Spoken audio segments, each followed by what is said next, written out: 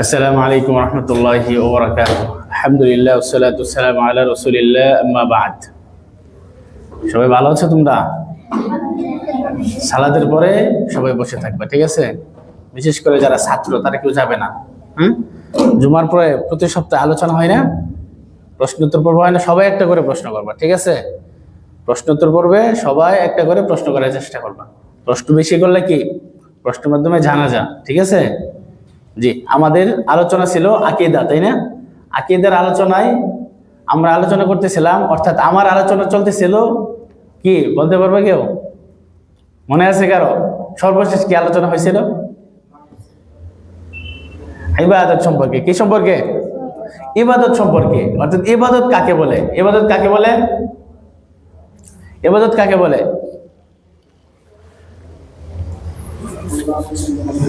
আল্লাহর ইসমুন জামিউন লিকুল্লি মা ইউহিব্বুহুল্লাহু ওয়া ইয়ারদাহু। কি বলছিলাম? যে আল্লাহ তাআলা ভালোবাসেন, পছন্দ করেন এমন সব কথা, কাজ, সেটা প্রকাশ্য হোক অথবা প্রকাশ্য। বুঝা গেল? আল্লাহ তাআলা ভালোবাসেন এমন কথা অথবা কাজ, সেটা প্রকাশ্য হতে পারে, অপ্রকাশ্য কি হতে পারে, ঠিক আছে? কথা, কাজ, কয়টা বিষয় আসলো? কথা, কথা, কাজ, প্রকাশ্য, অপ্রকাশ্য। কি আল্লাহ তাআলা পছন্দ করেন এমন বিষয়কে কি বলা হয়? ইবাদত বলা হয়। ইবাদত কয় প্রকার? একটা বাহ্যিক ইবাদত, আরেকটা হলো কি গোপন ইবাদত, মানে প্রকাশ্য ইবাদত, আরেকটা হলো কি অপ্রকাশ্য। বাহ্যিক ইবাদত যেমন কি, মানে প্রকাশ্য, যেটা দেখা যায়। এমন কি ইবাদত আছে? যেমন আমরা সালাত আদায় করলাম, এটা কি দেখা যায় না? আমরা হজ করি, এটা কি দেখা যায় না? আমরা যাকাত দিই, এগুলো কি ইবাদত?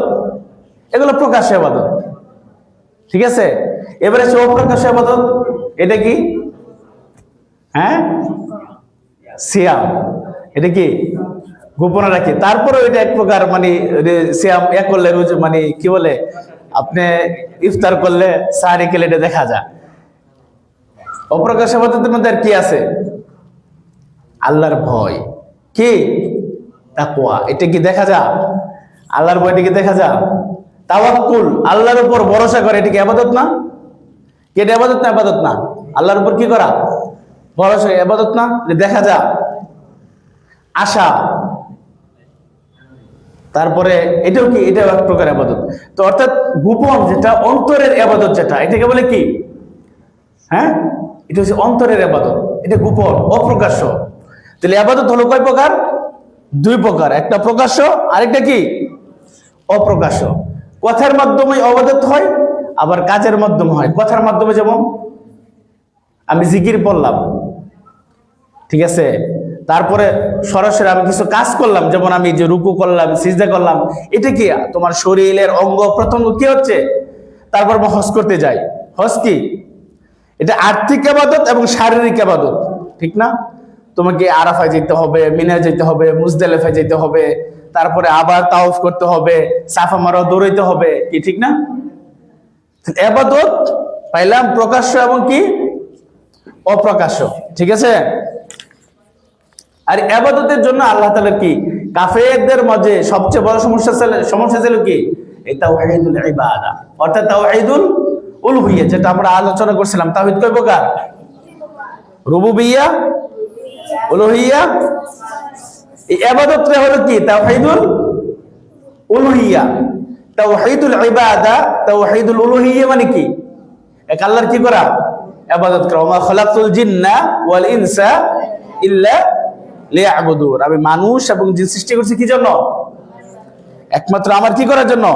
ইবাদত করার জন্য। আল্লাহ তাআলা বলছেন, ইয়া আইয়ুহান নাসু উবুদু রাব্বাকুমুল্লাযী খালাকাকুম। হে মানুষ, তোমরা তোমাদের রবের ইবাদত করো, যিনি তোমাদেরকে কি করেছেন? সৃষ্টি করেছেন, এবং তোমাদের পূর্ববর্তীদেরকেও কি করেছেন? সৃষ্টি করেছেন।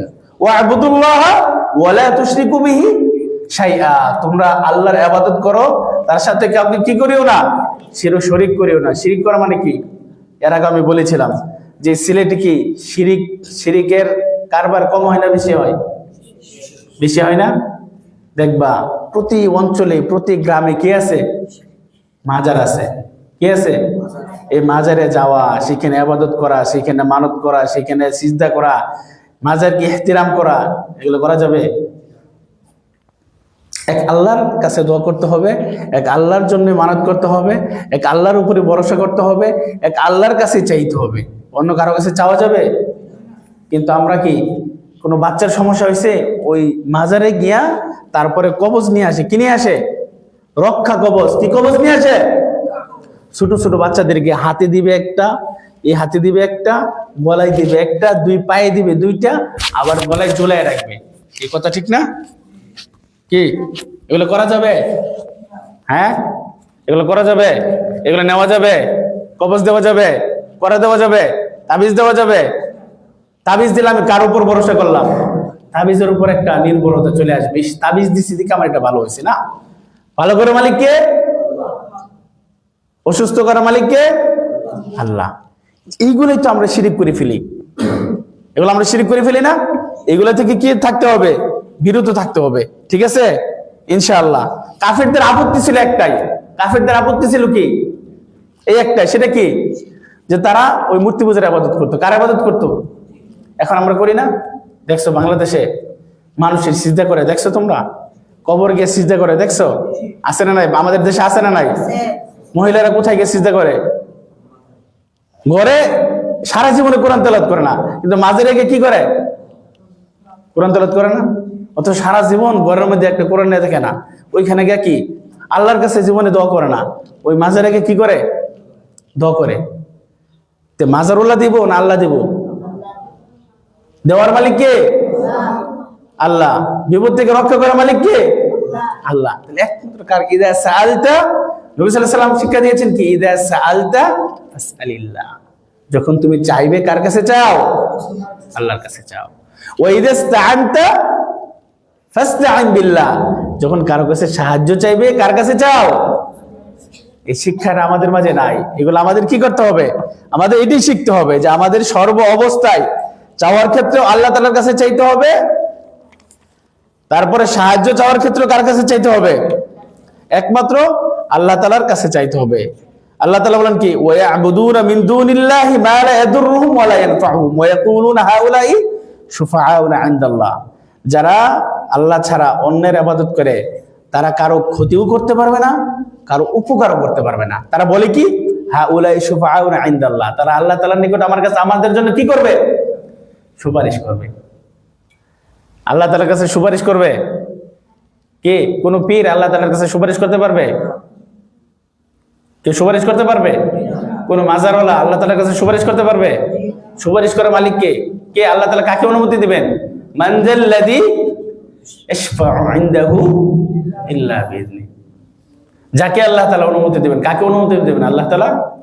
আমাদের রাসূল সাল্লাল্লাহু আলাইহি ওয়াসাল্লামকে অনুমতি দিবেন না সুপারিশ করার জন্য? তা আল্লাহর অনুমতি ছাড়া কেউ সুপারিশ করতে পারবে? তো ওই যে কাফেররা বলতো কি, যে আমরা এদের ইবাদত করি যেন আল্লাহ তাআলার কাছে আমাদের জন্য কি করে? সুপারিশ করে। আর এখন আমরা কি করি? মুরিদ হই কি জন্য? যেন তারা আল্লাহ তাআলার কাছে আমাদের জন্য কি করে? একটু সুপারিশ করে। আর কি করে? এগুলো করা যাবে? খবরদার, এগুলা করা যাবে না। তারপরে বল কি, যে তারা বলতো যারা আল্লাহ ছাড়া অন্যের ইবাদত করতো, ওয়াল্লাযিনা তাখাযু মিন দুনি আউলিয়া মা না'বুদুহুম ইল্লা লিয়ুকাররিবুনা ইলাল্লাহি যুলফা। যারা আল্লাহ ছাড়া অন্যের ইবাদত করতো, যারা কাফের মুশরিক, তারা বলতো কি আমরা তাদের ইবাদত করি যেন আমাদেরকে আল্লাহ তাআলার নিকটবর্তী করে দেয়। আল্লাহ তাআলার নিকটবর্তী কি আমাদেরকে কি করে দিতে পারবে আমাদের আমল ছাড়া? আমাদের আমল ছাড়া কেউ করতে পারবে? কোন পীর সাহেব করতে পারবে? বাংলাদেশে পীরের অভাব নাই। পীরের কি নাই? অভাব নাই। আমরা কি জন্য পীরের মুরিদ হই? কি জন্য হই? যেন আমাদের জন্য সুপারিশ করে, একটু আমাদের জন্য একটু দেখে, একটু আমাদের দিকে নজর দেয়, যে তাদের মাধ্যমে আল্লাহ তাআলার কি প্রিয় বান্দা হতে পারি। তাদের মাধ্যমে হতে হবে না, নিজের কর্মের মাধ্যমে হতে হবে। নিজের আমলের মাধ্যমে, নিজের তাকওয়ার মাধ্যমে, নিজের ইবাদতের মাধ্যমে তুমি কার নৈকট্য অর্জন করতে পারবা? আল্লাহ তাআলার নৈকট্য অর্জন করতে পারবো আমরা সকলেই। ঠিক আছে, ক্লিয়ার তো? তাহলে ইবাদত একমাত্র কার জন্য করতে হবে? সিজদা একমাত্র কার জন্য? দোয়া একমাত্র কার কাছে? সাহায্য একমাত্র কার কাছে? মনে থাকবে তো ইনশাআল্লাহ? যাক, আলহামদুলিল্লাহ। তাহলে আমরা ইবাদত সম্পর্কে জানলাম। ইবাদত কয় প্রকার জানলাম আজকে? কি কি? অপ্রকাশ্য। এবং ইবাদত কি? কথার মাধ্যমে হয় এবং কি? কাজের মাধ্যমে হয়। এবং আল্লাহ তাআলার কি থাকতে হবে? সন্তুষ্টি থাকতে হবে। ইবাদত কবুল হওয়ার জন্য কয়টা শর্ত? কয়টা শর্ত? ইবাদত কবুল হওয়ার জন্য কয়টা শর্ত? দুইটা শর্ত। কয়টা শর্ত? এক নাম্বার কি? ইখলাস। এক নাম্বার কি? এটা কমন প্রশ্ন। এটা ইবাদত কবুল হওয়ার জন্য দুইটা শর্ত। এক নাম্বার কি? ইখলাস, একমাত্র আল্লাহর জন্য হওয়া। একমাত্র কার জন্য হওয়া? মনে থাকবে। দুই নাম্বার কি? মুতাবাআতুর রাসূল সাল্লাল্লাহু আলাইহি ওয়াসাল্লাম, রাসূলের সুন্নাহ, রাসূলের তরিকা, রাসূলের পন্থা। মনে থাকবে তো? আজকের পর থেকে যেন আমরা কেউ না বলি। ইবাদত কবুল হওয়ার জন্য কয়টা শর্ত? এক নাম্বার কি? দুই নাম্বার ইখলাস। কি ইখলাস মানে কি? ওয়ামা উমিরু ইল্লা লিয়াবুদুল্লাহ মুখলিসিনা লাহুদ্দিন ফাইদা রাকিবু ফিল ফুলকি দা'উল্লাহ মুখলিসিনা লাহুদ্দিন। বুঝা গেল?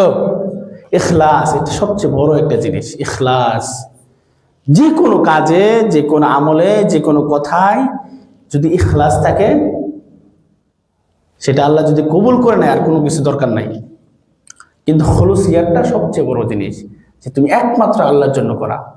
কাউকে সাহায্য করবা, কাউকে হেল্প করবা, এখানে পড়ালেখা করবা, এখানে নামাজ পড়বা, যে কোনো কাজ করো না কেন,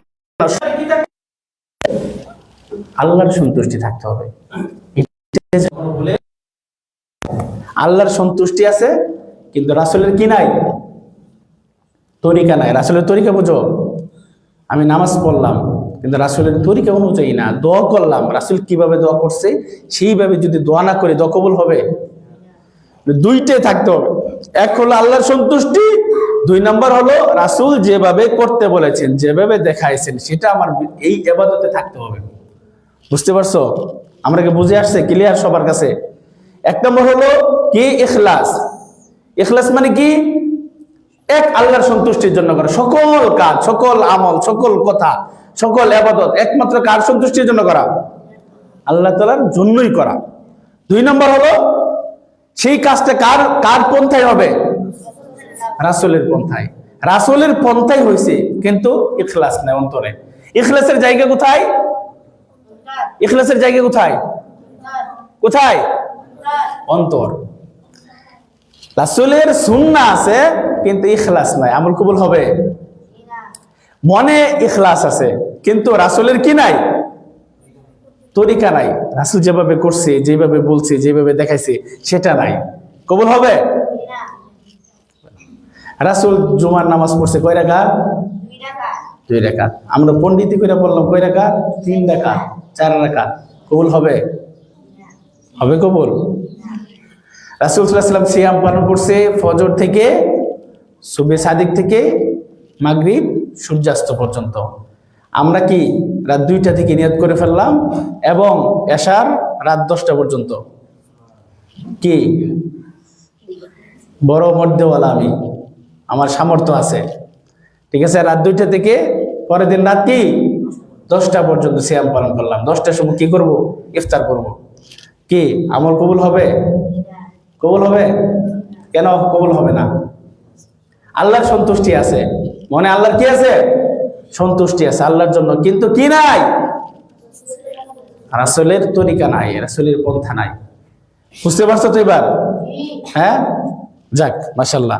তারপরে সর্বশেষ কথা হলো, যত নবী রাসূল আল্লাহ তাআলা পাঠাইছে, কি জন্য পাঠাইছে?